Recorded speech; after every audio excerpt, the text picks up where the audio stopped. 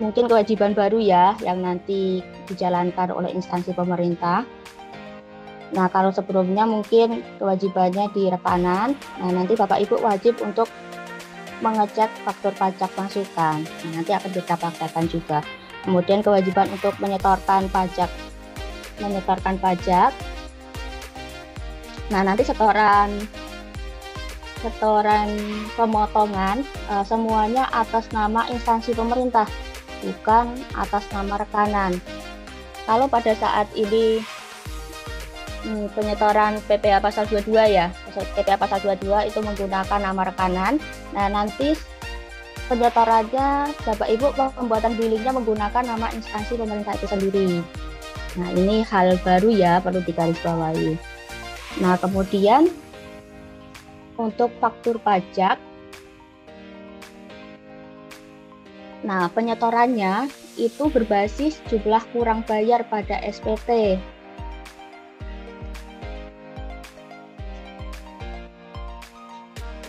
Oke, kalau biasanya Bapak Ibu membayarkan faktur pajak ya, ini khususnya untuk menggunakan uang persediaan, biasanya kan satu faktur dibayarkan, kemudian satu faktur lagi dibayarkan ke bank. Nah, nantinya itu tidak harus satu-satu pembayarannya, tapi bisa langsung seketika itu juga nilai kurang bayarnya berapa, nilai yang kita setorkan berapa. Nah, kemudian ini data pembayaran lebih teratur dan rinci. Jadi ini untuk khusus pembayaran dengan mekanisme langsung, Bapak Ibu diminta untuk menginput nomor SP2D sebagai pembayaran pajak. Nanti kita lebih bahas lebih detail lagi. Nah, kemudian untuk pelaporan pajaknya, nah kewajiban pelaporan oleh instansi pemerintah, bukan lagi rekanan pemerintah. Jadi Bapak Ibu kewajibannya bukan hanya melakukan pembayaran dan pemotongan atau pemungutan saja ya, melainkan wajib juga untuk melaporkan SPT, baik itu SPT PPN maupun SPT pajak penghasilan. Nah, kemudian untuk instansi pemerintah khususnya PKP, nah untuk pelaporan PPN-nya itu harus rutin. Jadi akan ada sistem yang membatasi dia harus melaporkan SPT sebelumnya dulu, baru nanti bisa melaporkan SPT masa pajak selanjutnya. Ini kalau khusus instansi pemerintah dengan status pengusaha kena pajak. Nah, ini juga yang harus diperhatikan ya. Jangan lupa Bapak Ibu untuk melakukan pemadanan NIK menjadi NPWP, karena nanti pada saat Cortex diimplementasikan semuanya akan menggunakan NPWP 16 digit seperti itu. Nah, kemudian jangan lupa untuk update data yang ada di dalam DJP Online. Kalau Bapak Ibu akses DJP Online di bagian profile, di situ ada beberapa data seperti email, nomor telepon, kemudian identitas penanggung jawab PIC dan lain sebagainya. Nah, itu silahkan dicek, silahkan dipastikan data yang tercantum di situ sudah mutakhir. Apabila terdapat beberapa data yang masih salah ya, belum update, silahkan diupdate. Masih ada waktu ya, ini sampai akhir tahun, silahkan Bapak Ibu dicek semuanya di DJP online-nya masing-masing. Nah, seperti itu ya Bapak Ibu. Nah, kemudian kalau Bapak Ibu ingin mengakses beberapa informasi Cortex, ada beberapa situs yang bisa diakses seperti pajak.go.id, kemudian ada beberapa tutorial di YouTube Dijen Pajak RI, kemudian ada juga di edukasi.pajak.go.id. Di sini ada beberapa materi ya, materi dan peraturan seperti salindia dan lain sebagainya. Kemudian kalau Bapak Ibu ingin mencoba nih praktek langsung simulator dari Cortex itu sendiri, itu bisa dibuka di portal www.simulasi.pajak.go.id. Nah, namun untuk menggunakan simulator ini perlu didaftarkan dulu di laman DJP Online. Nah, jika Bapak Ibu membuka DJP Online, di bagian beranda nanti akan muncul pendaftaran untuk memperoleh akses simulator. Itu silahkan didaftarkan supaya Bapak Ibu bisa melihat nih gimana sih Cortex seperti apa. Oke.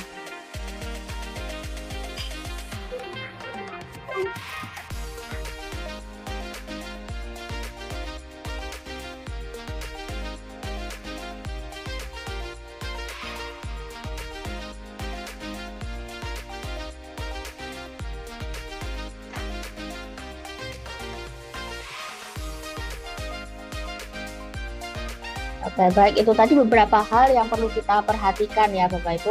Nah, sekarang kita akan masuk lebih dalam ke materi di Cortex itu sendiri.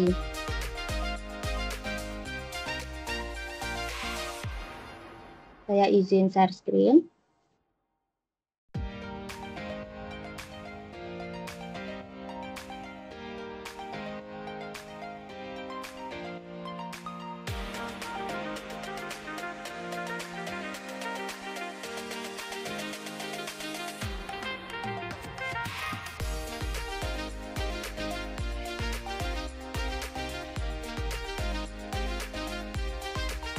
Nah, di sini saya akan menjelaskan lebih detail lagi ya.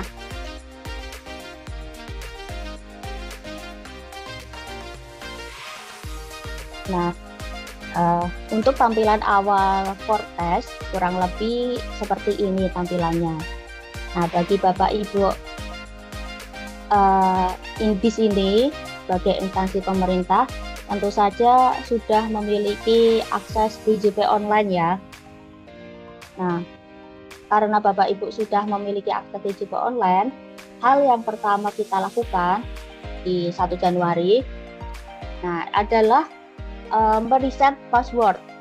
Nah, di sini ada menu lupa kata sandi. Nah, ini bisa kita klik saja. Nah, nanti kita akan diminta untuk memasukkan NPWP. Seperti itu, NPWP. Dan kemudian seperti biasa ya, CAPTCHA. Nah, kemudian reset password akan dikirimkan melalui email.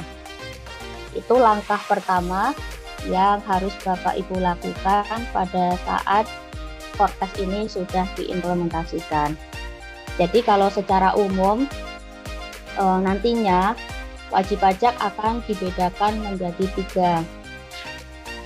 Yang pertama, wajib pajak yang dia sudah memiliki akses DJP online.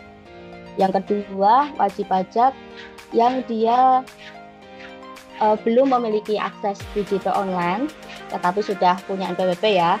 Yang ketiga adalah wajib pajak yang sama sekali tidak memiliki NPWP atau dia belum aktivasi NIK menjadi NPWP. Nah, seperti itu. Untuk wajib pajak yang dia sama sekali belum memiliki NPWP, dia bisa mendaftarkan diri dengan mengklik ya tombol pengguna baru daftar di sini. Nah, ini seperti tombol untuk pendaftaran NPWP. Kalau nanti istilahnya adalah aktivasi NIK menjadi NPWP.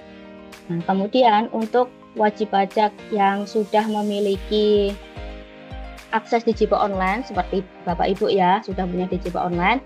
Nah, nanti Bapak Ibu harus melakukan reset password yang tadi ya, supaya Bapak Ibu bisa menggunakan Cortex. Nah, kemudian kalau untuk wajib pajak yang dia belum pernah menggunakan DJP online, nah dia harus meminta untuk akses digital pada Cortex. Di menu yang bawah ini, permintaan akses digital. Nah, seperti itu ya.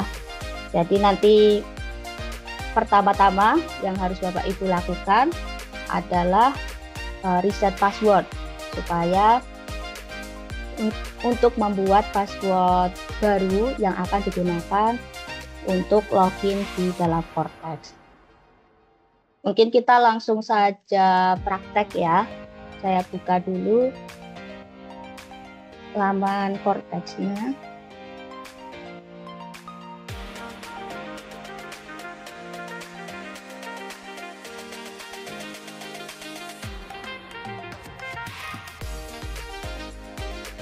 Nah, tampilannya seperti ini ya Bapak Ibu. Nah, di sini Bapak Ibu bisa masuk login menggunakan ID orang pribadi ya, bukan ID benda, bukan ID instansi pemerintah. Jadi untuk user instansi pemerintah itu hanya bisa digunakan untuk monitoring ya, mungkin monitoring atau pembuatan faktur pajak, namun dia tidak bisa digunakan untuk melaporkan SPT karena user instansi pemerintah itu tidak bisa menandatangani SPT. Yang bisa melaporkan SPT itu adalah user dari orang pribadi selaku wakil atau kuasa dari instansi pemerintah. Oke. Di sini kita coba masukkan user orang pribadi. Ini mungkin user saya sendiri ya, misalkan saya adalah pegawai di salah satu instansi pemerintah yang ditunjuk untuk menjalankan kewajiban perpajakan instansi pemerintah tersebut. Kita masukkan dulu kata sandi, kemudian kita masukkan captcha.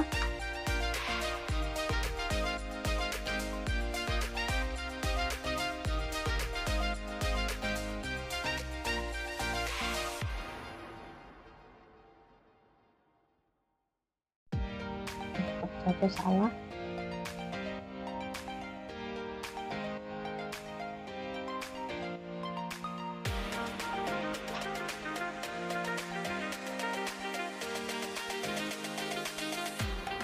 Nah, kurang lebih tampilan awalnya seperti ini ya Bapak Ibu. Nah, di sini ada insert profil wajib pajak, terdapat beberapa detail identitas, seperti nama, alamat, klasifikasi lapangan usaha, dan lain sebagainya. Ini merupakan data-data umum yang dimiliki oleh wajib pajak itu sendiri. Ini sebagai contoh milik saya pribadi ya, tapi data ini memang bukan data asli gitu. Karena ya hanya data yang kita gunakan untuk kelas pajak pada kali ini. Nah, kita coba lihat di bagian atas, tampilan Cortex. Di sini ada beberapa icon ya Bapak Ibu. Kalau kita lihat di sebelah di tengah atas, di sini ada versi aplikasi. Kemudian di sampingnya di sini pemilihan bahasa ya. Saat ini tersedia 2 bahasa, bisa Indonesia atau Inggris. Kemudian di sebelahnya lagi ini dokumen ini menampilkan dokumen yang sudah terbit, jadi bisa kita lihat dan kita unduh ya, bisa. Nah, di situ ada berkasnya juga dalam bentuk PDF, ada filenya yang langsung bisa kita unduh. Nah, kemudian di samping dokumen ini ada notifikasi. Nah, notifikasi ini hampir sama dengan dokumen ya, cuma bentuknya cuma pemberitahuan, sebatas pemberitahuan saja. Kalau di dokumen tadi kita bisa download, misalkan kita sudah lapor SPT nih, nah itu kita bisa download bukti penerimaan SPT di dalam dokumen. Nah, tetapi kalau di bagian notifikasi ini hanya pemberitahuan bahwa sudah terbit bukti penerimaan surat, seperti itu. Nah, kemudian di sebelah kanannya, di sini terdapat role user yang saat ini digunakan. Kalau kita lihat ada akun utama. Nah, akun utama ini saya bertindak selaku orang pribadi untuk menjalankan kewajiban saya selaku orang pribadi, seperti itu. Kalau untuk wajib pajak di bawah ini adalah user yang kita wakili. Sebagai contoh, saya tadi kan mewakili instansi pemerintah ya. Di sini saya punya user untuk tadi menjalankan kewajiban instansi pemerintah atau korteksnya instansi pemerintah. Kalau kita klik, nah di sini kita akan diarahkan untuk scroll dari instansi pemerintah. Di sini muncul ya kantor pelayanan pajak. Karena saya selaku PIC dari instansi pemerintah, maka saya bisa menjalankan korteks dari instansi pemerintah itu sendiri. Nah, kemudian kita lihat, oh ya Bapak Ibu, di sini namanya impersonating ya istilahnya. Kalau kita menjalankan kewajiban menjadi wakil, baik itu instansi pemerintah atau badan, di sebelah atas di sini ada notifikasi you are currently impersonating dari wajib pajak siapa gitu. Sebagai contoh ini saya sebagai impersonating dari kantor pelayanan pajak. Nah, kemudian di sebelah kanannya ini ada pemberi login terakhir. Jadi riwayat terakhir kali kita login yang muncul di sini. Kemudian di sebelah kanannya lagi ini tombol logout. Nah, seperti itu ya untuk tampilan dari korteks itu sendiri. Nah, kemudian di bawahnya, nah di sini ada beberapa menu seperti portal saya, e-faktur, e-bupot, surat pemberitahuan, dan lain sebagainya. Nah, di sini kita biasa sebut dengan modul. Dengan istilah modul, misal modul portal saya, modul faktur, modul e-bupot, dan lain sebagainya. Nah, kita coba buka satu persatu. Nah, sebagai contoh ini kita buka modul portal saya. Di bagian modul portal saya ada dokumen saya, dokumen yang kita miliki, kemudian notifikasi. Ini hampir sama ya, dua menu ini adalah ikonnya itu terdapat di atas tadi, sama di bagian atas. Kemudian ada kasus saya. Nah, kasus saya ini beberapa hal yang harus kita tindak lanjuti. Misalkan saya dapat surat SP2DK dari kantor pajak, nah itu kan kita harus tindak lanjuti. Nah, di situ masuk ke dalam kasus saya. Kemudian kasus berjalan saya itu adalah kasus yang tadi masih dalam proses. Kemudian profil yang berisi identitas dari wajib pajak.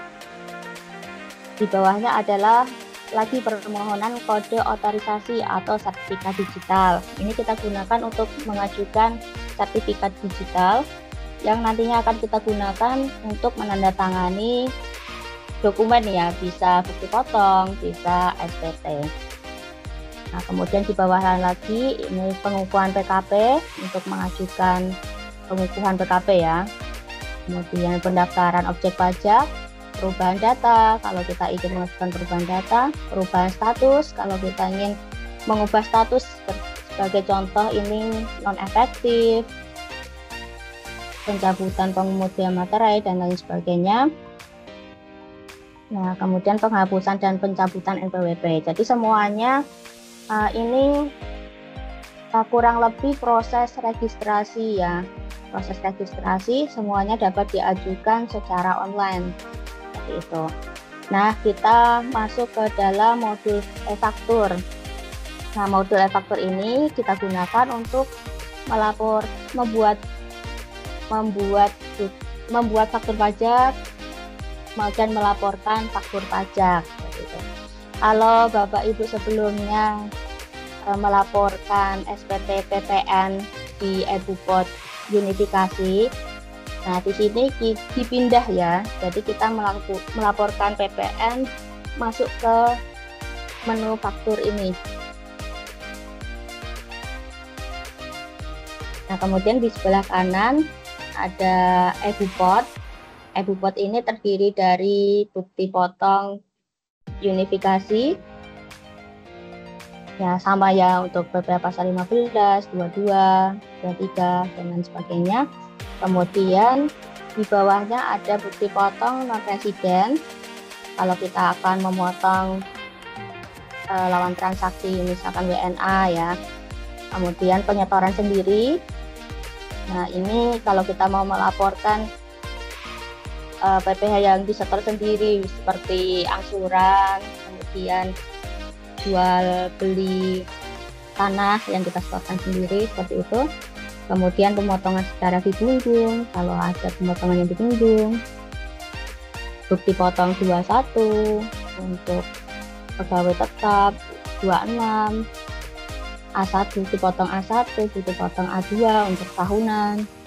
Kemudian bukti pemotongan bulanan pegawai tetap, dan dokumen yang dibersamakan dengan bukti pemotongan tetap. Jadi menu e-bukot ini kita gunakan untuk membuat bukti potong ya, kurang lebihnya seperti itu. Nah, kemudian di sebelah kanan menu e-bukot terdapat modul surat pemberitahuan. Ini kita gunakan untuk melaporkan SPT. Nah, di sini surat pemberitahuan. Nah, nanti kita akses surat pemberitahuan untuk melaporkan SPT. Kemudian di bawahnya ada pencatatan. Ini untuk wajib pajak yang melakukan pencatatan secara sederhana ya. Bisa nanti dicatat di sini transaksi-transaksinya. Seperti itu bisa dicatat di sini. Kemudian ada dashboard kompensasi. Ini nanti akan berisi kompensasi yang dimiliki oleh wajib pajak baik dari PPN atau dari PPh pasal 21. Kemudian di bawahnya lagi ini untuk pengajuan pengungkapan ketidakbenaran. Jadi tidak perlu lagi datang ke KPP, pengungkapan ketidakbenaran bisa diajukan melalui portal itu sendiri secara online. Nah, kita lanjut lagi di modul pembayaran. Nah, untuk modul pembayaran ini, nah ada beberapa menu juga ya. Permohonan pemindah bukuan, kalau ada kesalahan pembayaran kita bisa ajukan pemindah bukuan. Kemudian layanan mandiri kode billing untuk pembuatan kode billing. Nah, kemudian pembuatan kode billing atas tagihan pajak. Nah, ini untuk memudahkan kalau kita membayar tagihan pajak ya, bisa STP atau SKPKB. Nah, Bapak Ibu nggak perlu lagi bikin kode billing, ngetik secara manual nih nomor ketetapannya, nilainya berapa, itu tidak perlu lagi. Di sini Bapak Ibu tinggal akses dan bisa melakukan pembayaran secara langsung. Tinggal dipilih saja utang pajak yang mau saya bayar yang mana, seperti itu. Kemudian ada daftar kode billing sebelum dibayar. Nah, ini kalau kita sudah membuat kode billing dan kode billing itu masih aktif karena belum kita bayar, masuk ke daftar di sini. Daftarnya akan masuk. Nah, ini juga berbeda ya Bapak Ibu. Kalau sebelumnya kode billing itu berlaku 1 bulan, nanti di Cortex kode billing aktif selama 7 hari.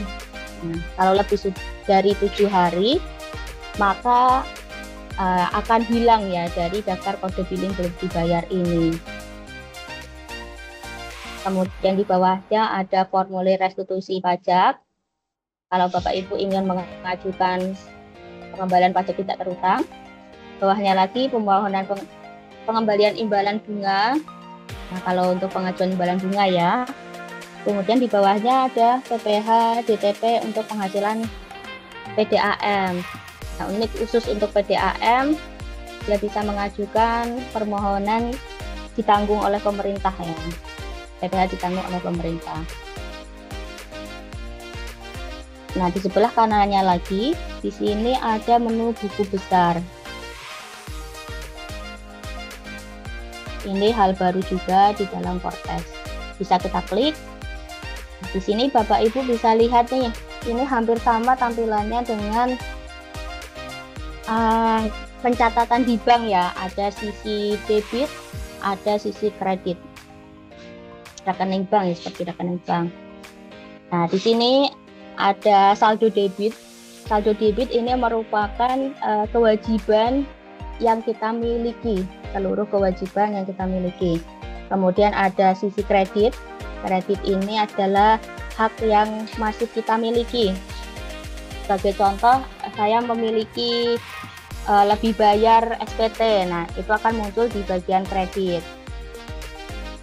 Nah, atau saya top up deposit pajak nih. Nah, dia akan muncul ke bagian kredit seperti ini.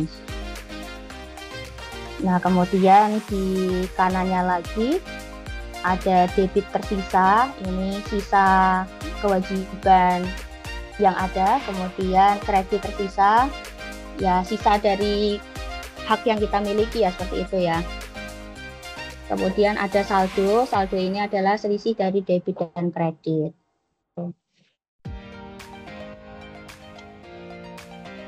Nah, di menu buku besar ini semuanya sudah rinci ya Bapak Ibu. Kalau kita scroll ke bawah akan muncul beberapa transaksi yang sudah kita lakukan.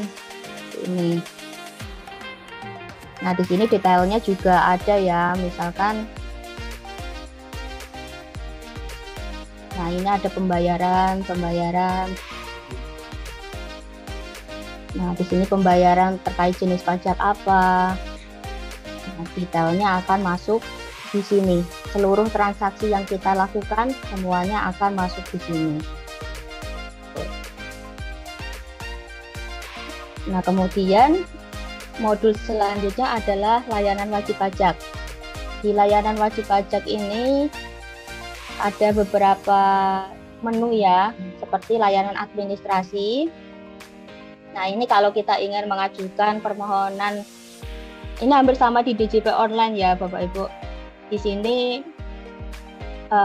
ada beberapa layanan ya, layanan yang sebelumnya memang sudah ada di DJP online. Nah, itu kita masukkan di sini seperti KSWP, Sutek TP23, ya dan lain sebagainya, SKF dan lain sebagainya. Nanti bisa diajukan secara online melalui layanan administrasi. Kemudian ada layanan permintaan informasi perpajakan. Kalau Bapak Ibu ingin meminta semacam informasi ya dari DJP. Kemudian ada layanan pengaduan dan saran beserta apresiasi. Nah, di sini bisa Bapak Ibu sampaikan, ada kanalnya untuk menampung pengaduan atau saran yang ingin Bapak Ibu utarakan. Mungkin kalau ada saran terkait dengan ya ini harusnya gimana nih, aplikasinya harus gimana, nah bisa Bapak Ibu masukkan ke dalam sini, silahkan disampaikan saja. Di bawahnya lagi ada layanan edukasi perpajakan. Nah, di sini kita bisa daftar kelas pajak ya. Daftar kelas pajak sudah ada channelnya sendiri, seperti itu. Kemudian kita bisa juga melihat materi edukasi yang sudah ada ya, itu bisa kita akses juga. Nah, kemudian kita juga bisa melakukan permohonan untuk meminta edukasi.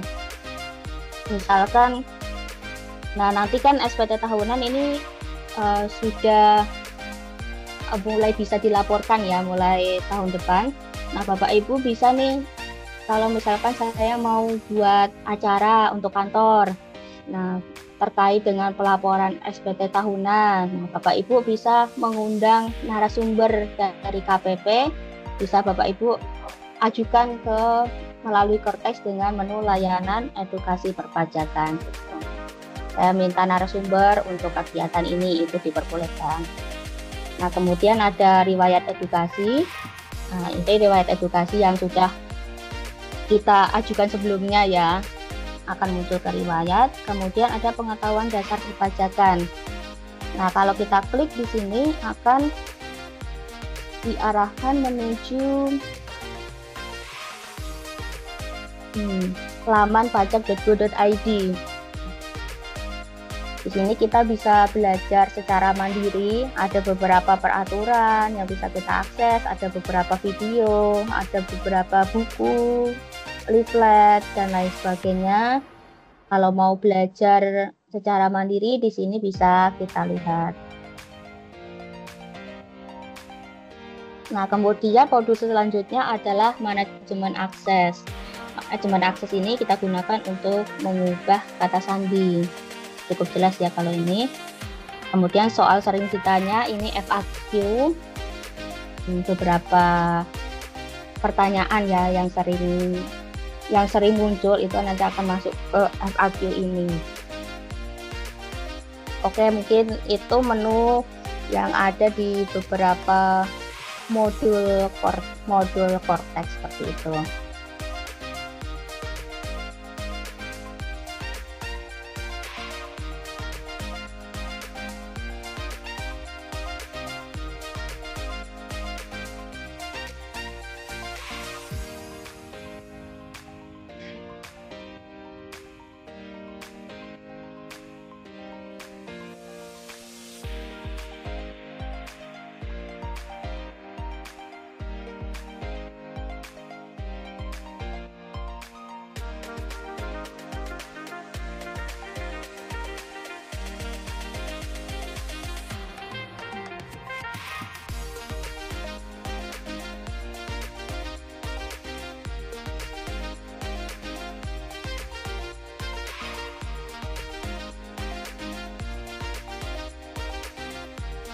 Maaf ya, sebentar.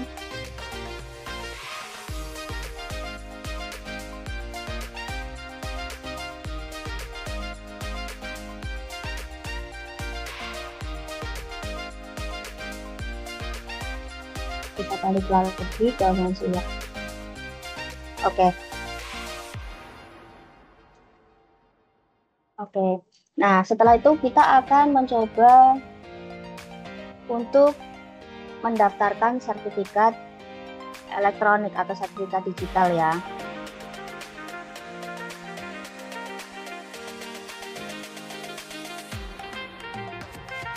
Nah, oke. Nah, nantinya Bapak Ibu sebagai orang pribadi atau sebagai wakil bendahara wajib untuk mendaftarkan sertifikat digital atau sertifikat elektronik ya. Nah, di sini kita untuk pendaftaran sertifikat digital untuk menandatangani SPT itu hanya bisa dilakukan untuk user orang pribadi. Jadi kita masuk ke akun orang pribadi, akun utama saya pribadi.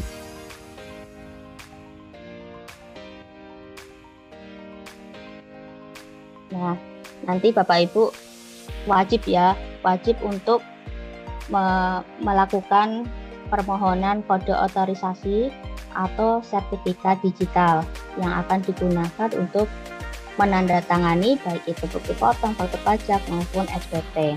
Nah, caranya gimana? Nah, kita akses portal saya. Nah, di sini kita pilih permohonan kode otorisasi atau sertifikat digital.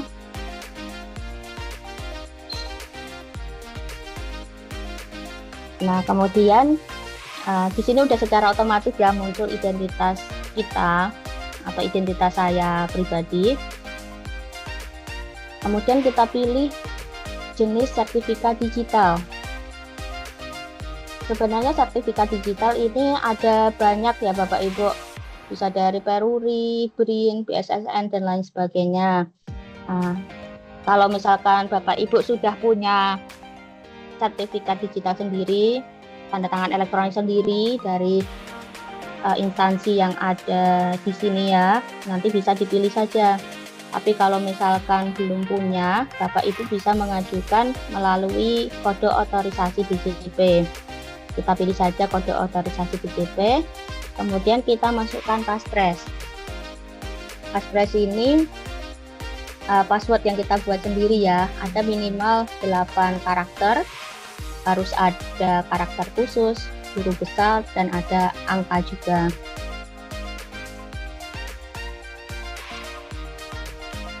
Sebagai contoh, saya mau passphrase-nya @cortex 123, oke.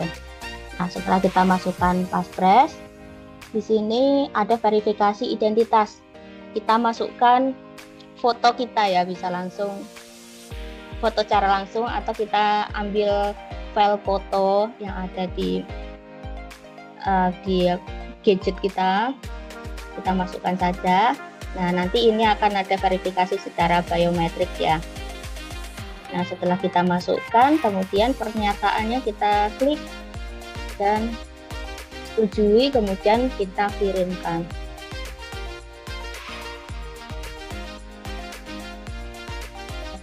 Seperti itu saja, akan ada notifikasi sertifikat digital berhasil dibuat. Di sini ada tanda terima. Nah, bukti kita sudah mengajukan sertifikat digital. Dan ada surat penerbitan sertifikat digital. Seperti itu. Nah, jadi saya sudah punya kode otorisasi DJP nih, atau sertifikat digital yang bisa saya gunakan nanti. Nah, setelah itu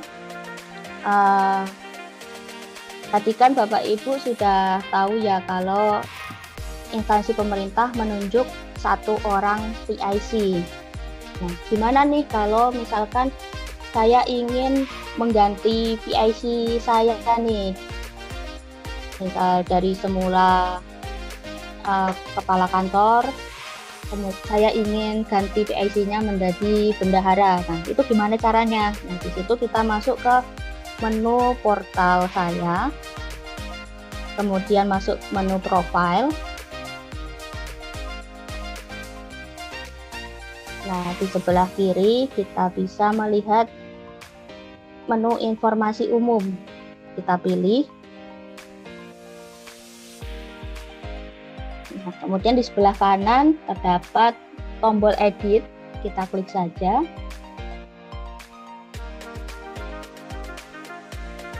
Nah, setelah itu kita gulir ke bawah. Kita pilih pihak terkait. Nah, di bagian,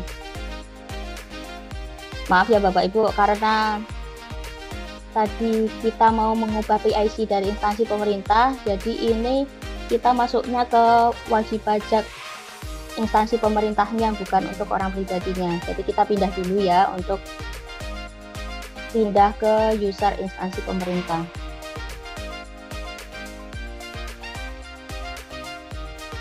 Nah, ini kita sudah masuk ke Kortex instansi pemerintah atau IP. Nah, di sini kita masuk ke menu informasi umum tadi ya. Pilih edit. Nah, kemudian pilih pihak terkait.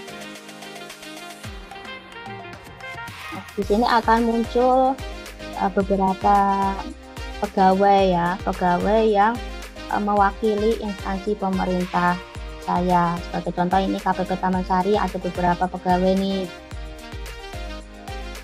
Ada bendahara, pejabat pemegang SPM, pegawai keuangan, dan lain sebagainya. Nah, kalau kita ingin mengubah PIC, nah di situ kita lihat apakah PIC baru tersebut masuk ke dalam daftar yang ada di sini. Kalau PIC yang baru tersebut masuk ke sini, itu bisa kita klik saja menu edit yang ada di sini sebagai contoh. Ini sebagai contoh. Nah, akan ada tampilan. Nah, di sini apakah orang tersebut merupakan PIC atau tidak. Kalau kita ingin menjadikan orang tersebut PIC, di sini bisa kita centang kolom apakah PIC, kemudian bisa kita save saja. Nah, nanti orang tersebut akan memiliki akses ya sebagai PIC. Nah, kalau PIC tersebut belum ada di dalam daftar ini, kita tinggal tambahkan saja. Di sini kita klik tambah, kemudian kita pilih relate person. Apakah PIC bisa diklik, jenis orang terkait. Nah, dia posisinya sebagai apa nih? Pimpinan, kuasa pengguna anggaran. Nah, sebagai contoh dia pejabat pimpinan, nah, kuasa pengguna anggaran mungkin. Kemudian kita tinggal masukkan NPWP-nya atau NIK-nya. Karena sudah 16 digit ya, jadi kita masukkan di sini NPWP 16 digit.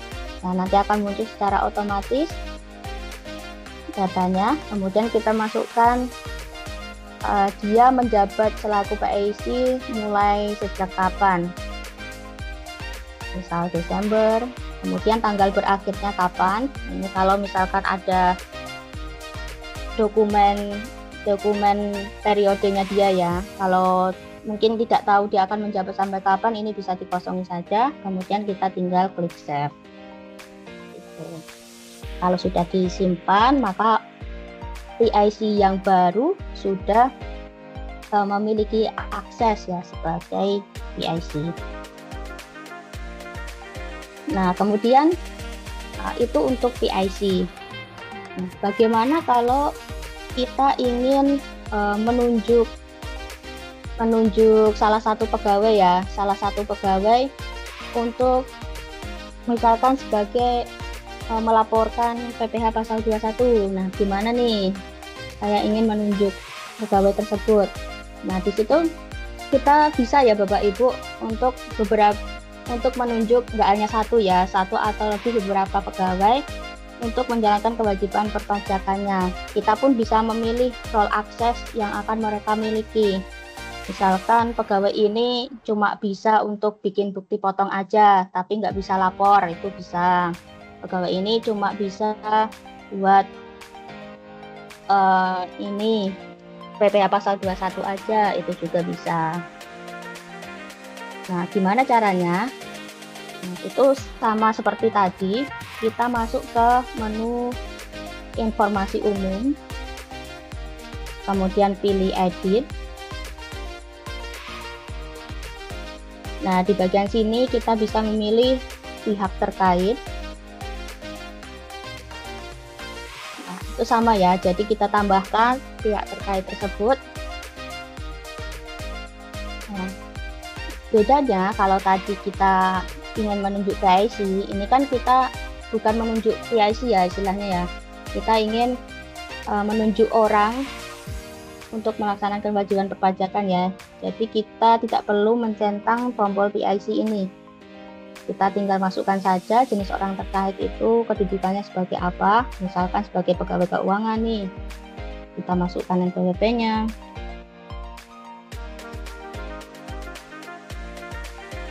Oke. Nah, kemudian ya mulai kapan, mulai berlaku. Tinggal kita simpan. Nah, setelah kita simpan, kita pilih ke bawah pernyataan, kemudian kita kirim, kita setuju.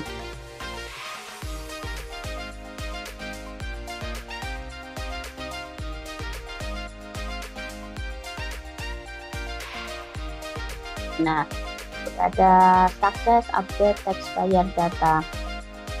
Ini seperti biasa ya, kita bisa unduh bukti tanda terima, kita bisa unduh surat pemberitahuan perubahan data.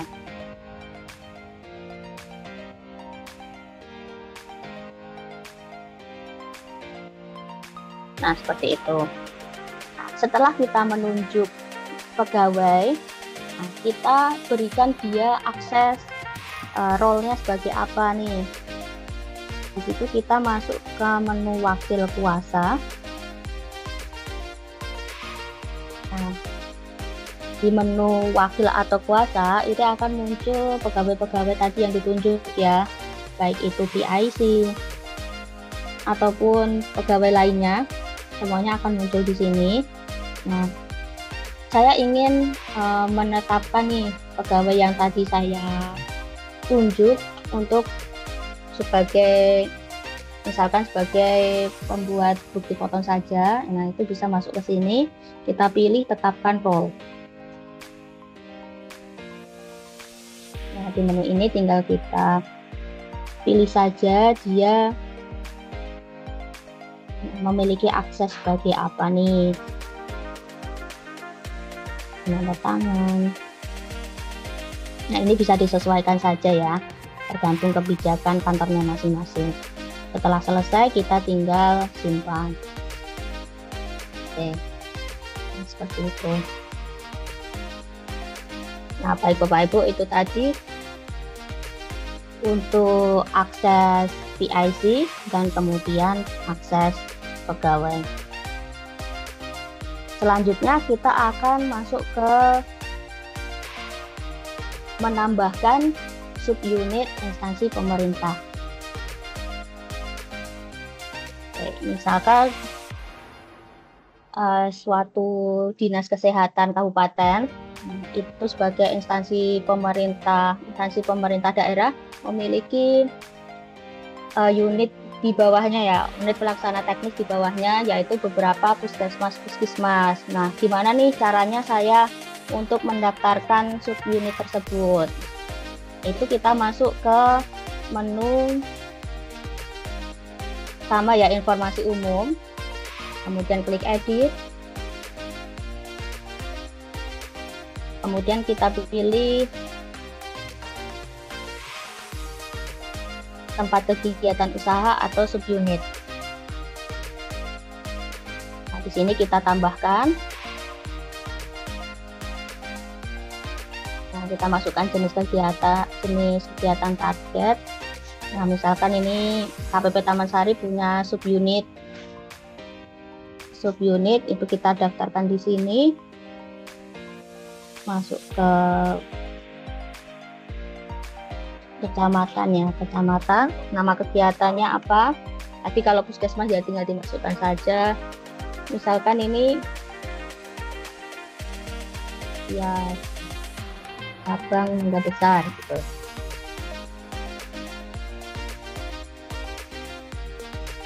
Pengenaan pajak cabang Mangga Besar. Ini misalkan saja ya, deskripsinya pelayanan pajak.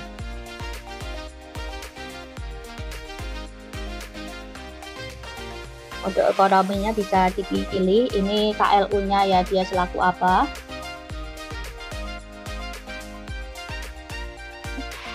Kemudian kita tambahkan PIC-nya atau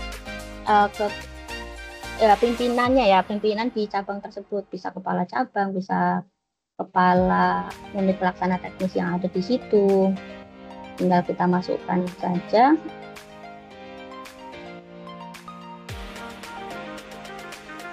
Muncul secara otomatis. Kemudian kita kasih masukkan detail alamat. Besar.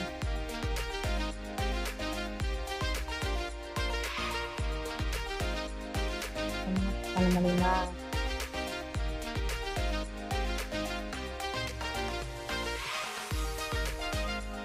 Ini sebagai contoh aja, RT-nya RT berapa, provinsinya di mana.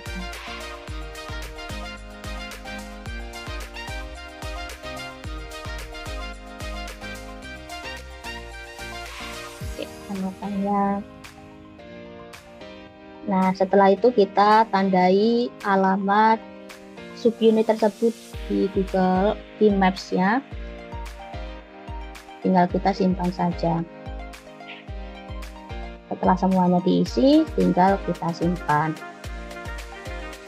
Itu tadi untuk menambahkan subunitnya ke dalam korteks instansi pemerintah. Setelah muncul di sini, tinggal kita klik pernyataan, kemudian klik kirim.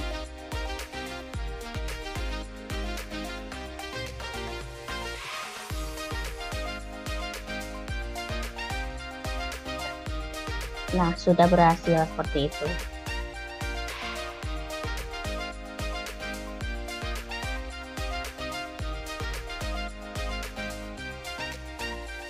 Oke.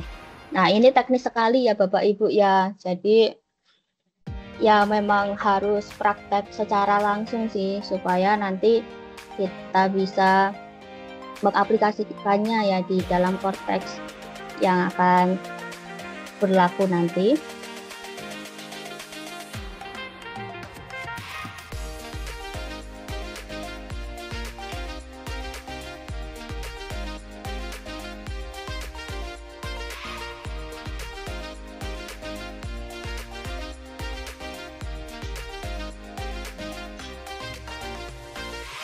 Oke, sebelum beranjak dari materi, mungkin saya ingin dengar dulu suaranya nih, Bapak Ibu.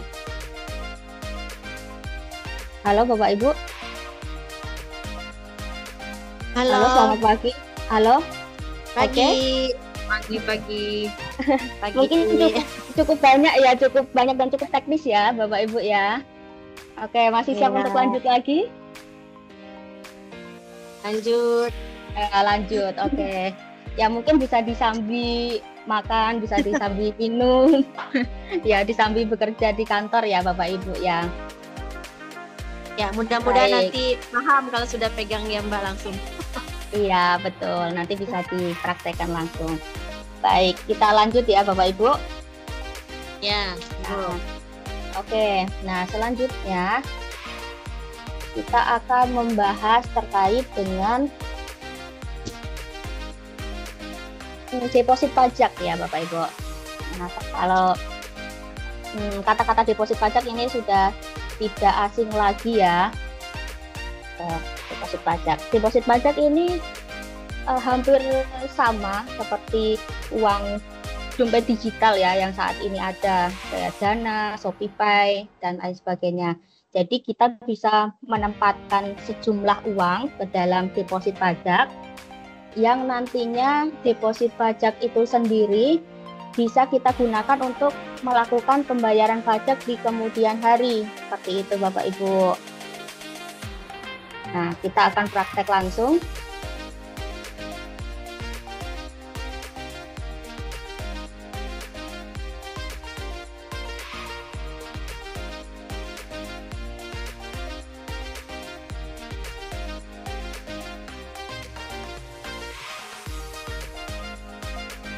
Nah, sebagai contoh, saya ingin mengisi deposit pajak nih sebesar 100 juta. Bagaimana caranya untuk membuat deposit pajak di dalam Kortex? Pertama-tama kita masuk ke modul pembayaran. Nah, kemudian kita pilih layanan mandiri kode billing. Nah, kemudian di sini tinggal kita lanjutkan saja. Kita masukkan ke APKJS deposit pajak.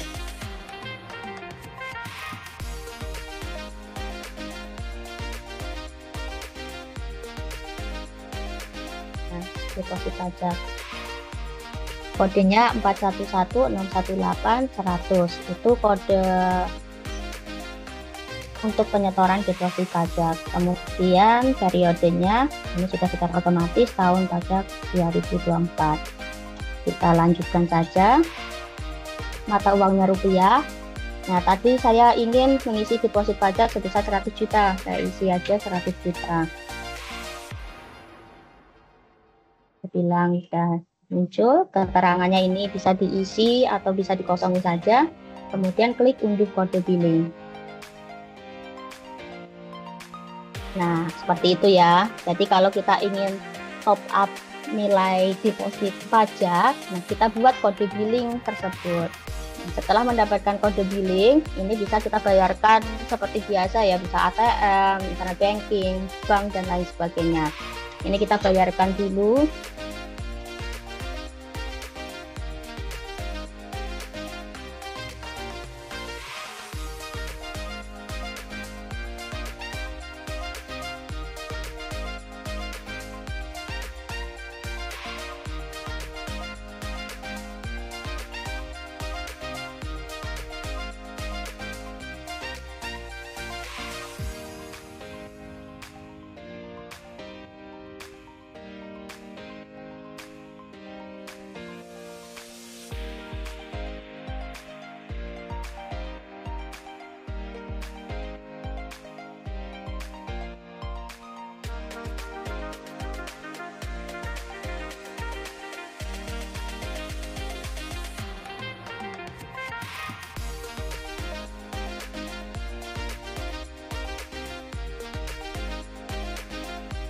Langsung.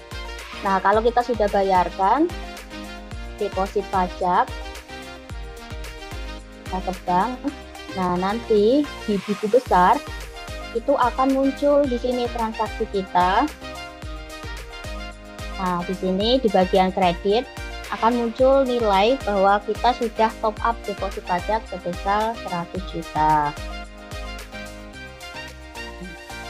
Ya, istilahnya nilai 100 juta ini nanti bisa kita gunakan untuk pembayaran pajak di kemudian hari. Ini berbeda dengan ini ya, kalau saldo di bank itu kan ada bunganya. Nah, deposit pajak ini tidak ada bunganya seperti itu, Bapak Ibu.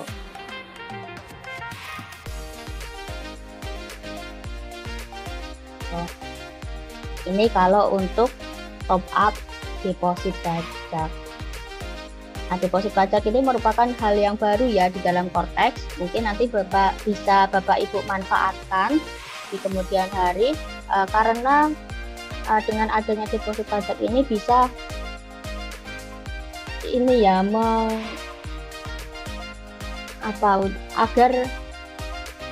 agar kita tidak terlambat membayarkan pajak ya. Jadi kalau kita membayar dengan deposit pajak, itu tanggal bayarnya mengikuti tanggal pada saat kita mendepositkan tersebut gitu. Sebagai contoh mungkin di 31 Desember kita lapor SPT, kita menggunakan deposit pajak untuk pembayaran SPT tersebut. Nah, nanti tanggal bayarnya itu bukan tanggal 31 Desember pada saat kita membayarkan SPT, tapi mengikuti tanggal pada saat kita top up deposit pajak tersebut. Ya, karena kita top up tanggal hari ini, berarti tanggal bayarnya itu tanggal hari ini. Menghindari keterlambatan pembayaran pajak. Ini bisa dimanfaatkan ya untuk di kemudian hari. Itu tadi untuk deposit pajak. Nah, setelah deposit pajak ada layanan yang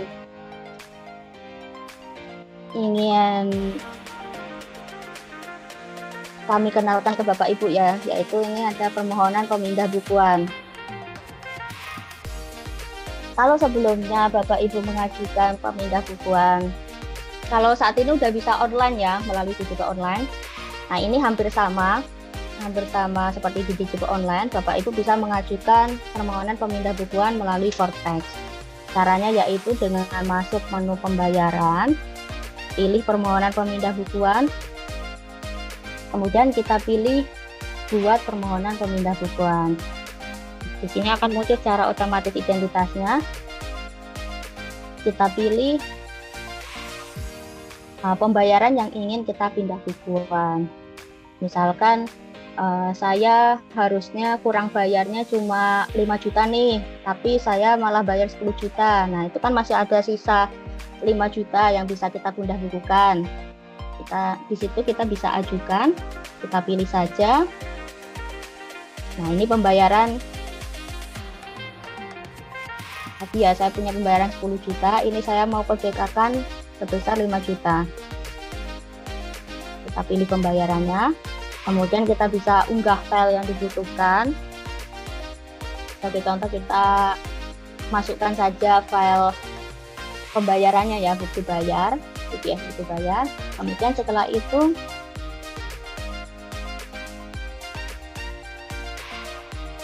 kita masukkan penanda tangan.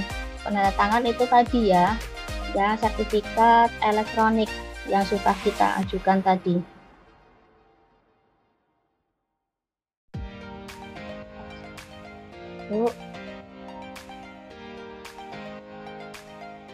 Kemudian kita tanda tangani.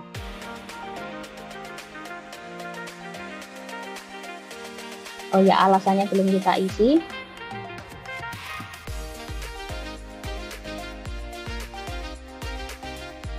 Kesalahan, misalkan adanya kesalahan, kemudian nilai yang dipindah bukukan tadi belum kita isi ya, sebesar 5 juta. Nah, mau dipindah bukukan ke mana nih? Bisa ke wajib pajak sendiri atau wajib pajak lain. Kita pilih, misalkan saya ingin pindah buku ke diri saya sendiri nih, mau saya masukkan ke deposit pajak aja. Kita pilih NPWP saya. Kemudian karena saya mau deposit pajak, Saya pilih lainnya, AJP AJS-nya pilih deposit pajak, kemudian masa pajaknya, nilai yang ingin saya pindah bukukan. Setelah itu kita tanda tangani.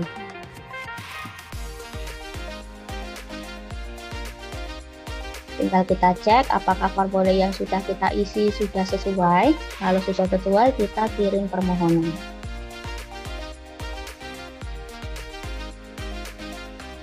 Nah, permohonan berhasil. Oke. Nah, kalau sudah berhasil, di sini kita tinggal menunggu KPP memproses permohonan tersebut. Nah, kalau sudah PPK-nya ini sudah selesai, nanti akan masuk ke dalam notifikasi yang berada di atas ini. Jadi permohonan PPK sudah disetujui, nanti akan muncul di notifikasi, dan dokumen PPK juga bisa diinput di menu dokumen di sini. Akan muncul nanti ya bukti pemindahan di sini. Oke, seperti itu. Jadi cukup mudah ya Bapak Ibu ya. Hampir sama seperti DJP online yang sudah ada pada saat ini. Oke. Nah, kita tadi sudah deposit pajak, sudah pemindah bukuan. Sekarang saya ingin beranjak ke PPN terkait dengan faktur pajak.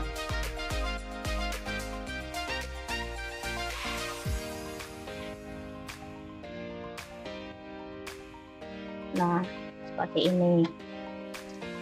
Nah, untuk mengakses faktur pajak, kita masuk ke menu e-faktur. Kurang lebih tampilan dashboardnya seperti ini. Dashboard e-faktur berisi beberapa aktivitas ya, aktivitas pembuatan faktur, aktivitas pembayaran PPN, dan aktivitas pelaporan PPN. Semuanya muncul di dalam dashboard.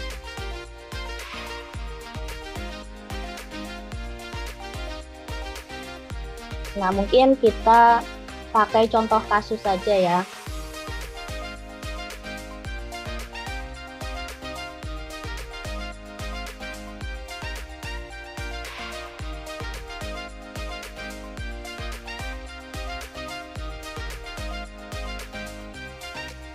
Kasus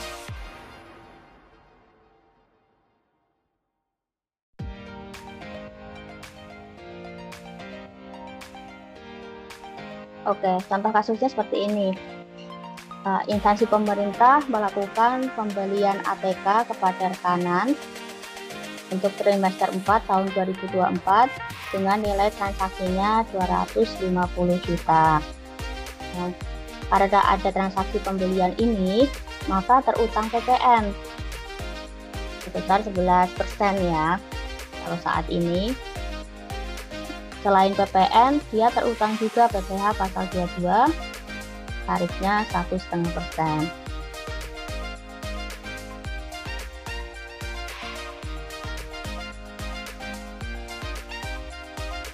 Oke, nah di sini kita diminta untuk melakukan pengecekan pajak masukan yang dibuat oleh faktur pajaknya oleh rekanan, kemudian kita diminta untuk melaporkannya pada SPT. Nah, apa yang harus Bapak Ibu lakukan?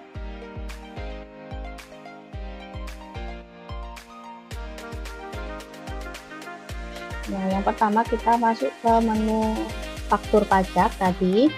Nah, di sini.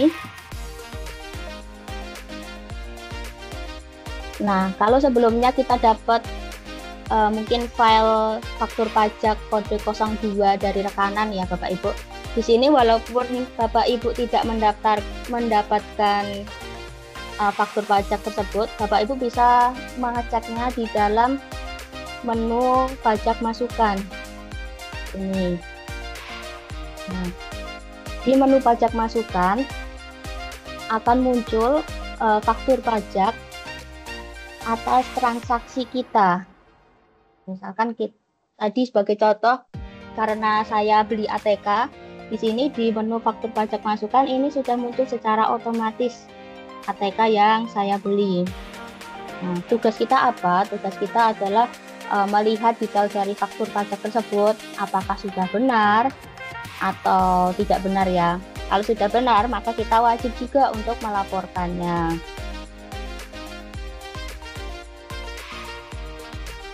Nah, ini kita cek saja, pilih menu edit, icon pensil yang ada di faktur pajak yang muncul. Nah, kemudian saat kita buka akan muncul detail dari faktur pajak tersebut. Kode transaksinya 02, masa pajak kapan, kemudian informasi pembelinya siapa, jenis transaksinya apa. Nah, tadi karena saya beli alat tulis kantor ya. Oke. Nah, kalau misalkan total transaksi,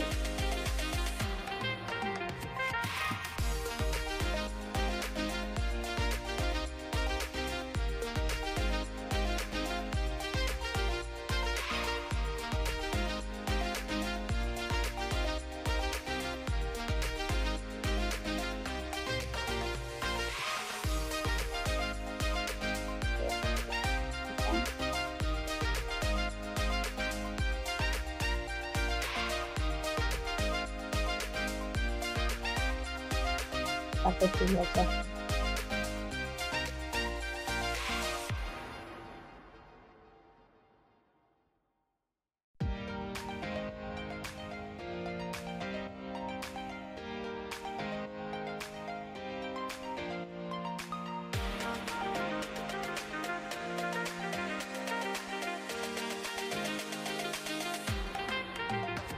Maaf ya Bapak Ibu, karena ini masih mungkin tiruan ya atau prototipe, jadi ada beberapa bug yang mungkin terjadi.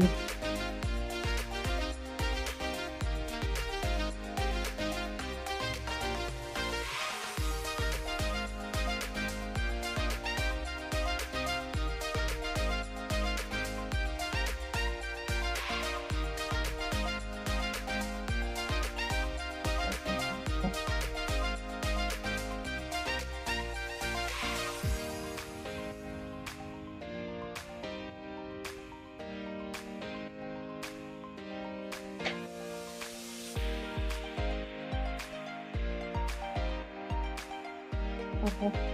Nah, gini Bapak Ibu, kalau misalkan Bapak Ibu melakukan penjualan dan karena sudah menerbitkan faktur pajak 02, nah nanti faktur pajak tersebut akan secara pre-populated akan muncul secara otomatis di menu pajak masukan.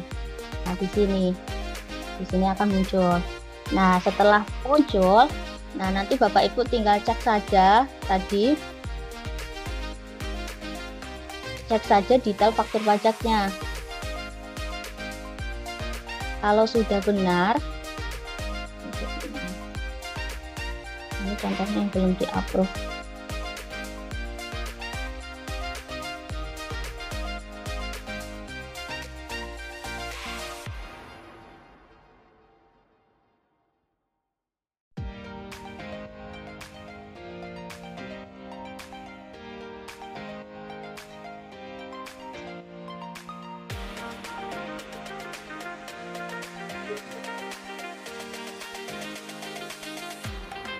Nah, ini karena sudah di approval jadi nggak muncul lagi. Nah, intinya kita cek. Nah, kalau misalkan faktur pajak tersebut sudah sesuai, nah di situ kita masukkan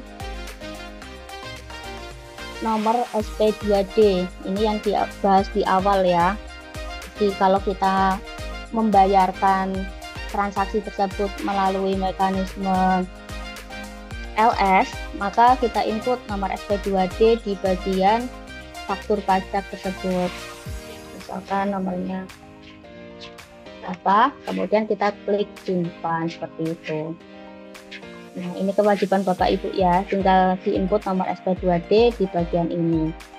Nah, kalau kita mau membayarkan atau menyetorkan PPN ini menggunakan mekanisme uang persediaan, nah, maka di sini cukup dikosongi saja untuk menu SP2D-nya, kemudian kita tinggal upload faktur pajak masukan saja.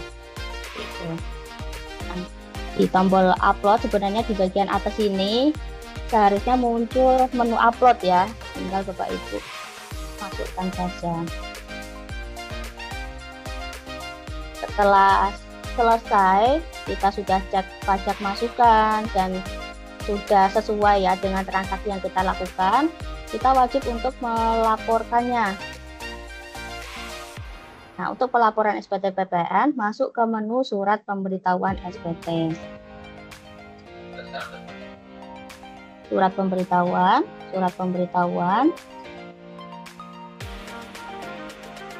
Kemudian kita buat konsep SPT. Karena saya ingin melaporkan SPT PPN, saya pilih PPN bagi pemungut PPN. Kemudian lanjut. Masa pajaknya SPT yang ingin saya laporkan, masa pajak kapan. Misal saya ingin lapor untuk November, kita lanjut saja. Model SPT-nya pilih mau normal atau pembetulan, kemudian buat konsep SPT. Nah, setelah SPT-nya dibuat, di sini kita bisa edit. Nah, klik tombol pensil yang ada sebelah kiri, klik lihat. Di sini akan ditampilkan transaksi pemungutan PPN yang telah kita lakukan. Jadi di halaman SPT PPN-nya ada induk, ada lampiran 1 dan ada lampiran 2. Seperti biasa ya, kalau kita mau lapor SPT, kita cek dulu apakah SPT yang akan kita laporkan ini sudah benar, jelas, dan lengkap atau belum. Kalau sudah sesuai, kita tinggal melakukan penandatangan. Ini saya selaku bendahara, jabatannya mau menandatangani SPT, kemudian kita simpan, kemudian bayar dan lapor. Oh ya, untuk menu pernyataan ini jangan lupa diisi, diklik. Setelah diklik, persetujuan kita simpan, kemudian kita bayar dan lapor. Setelah itu kita diminta lagi untuk memasukkan sertifikat elektronik atau kode otorisasi ya. Kita tinggal masukkan tadi paspres yang kita buat, kemudian klik simpan, kemudian konfirmasi penandatangan. Jadi setiap kita buat SPT, kita akan diminta memasukkan kode otorisasi atau sertifikat digital atau paspres itu tadi. Istilahnya penandatangan elektronik ya, seperti itu.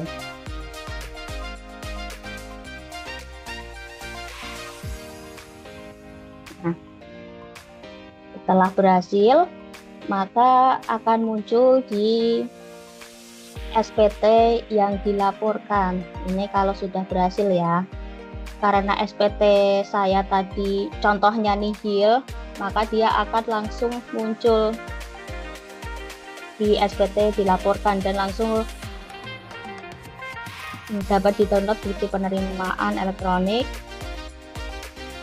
serta SPT-nya kita bisa langsung buka. Ini tadi karena contohnya nihil ya, jadi bisa langsung terlaporkan. Kalau misalkan SPT kita kurang bayar, maka pada saat kita pay and submit di tahapan terakhir tadi, akan langsung secara otomatis tergenerate kode billing Bapak Ibu. Nah, kode billing yang muncul tadi itu tinggal disetorkan saja. Setelah disetorkan, secara otomatis SPT-nya akan berhasil terlapor. Berbeda dengan sebelumnya ya, kalau sebelumnya SPT kurang bayar itu kita bayar dulu, baru setelah bayar lapor SPT. Di sini alurnya diubah, jadi kita lapor SPT dulu, kemudian kita lakukan pembayaran seperti itu. Baik, mungkin itu tadi dari saya ya.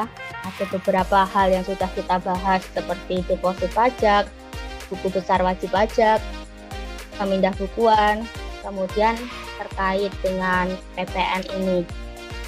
Mungkin cukup sekian bagi saya. Nah, setelah ini nanti akan ada materi-materi selanjutnya, bisa terkait EduPod, kemudian menu-menu lain yang ada di dalam Cortes. Nah, nanti akan ada Mas Iqbal, rekan saya, yang akan menyampaikan. Mungkin cukup sekian dari saya. Mohon maaf apabila hal yang saya sampaikan masih terdapat kekurangan. Nah, saya mohon maaf. Nah, mungkin saya kembalikan ke MC. Terima kasih.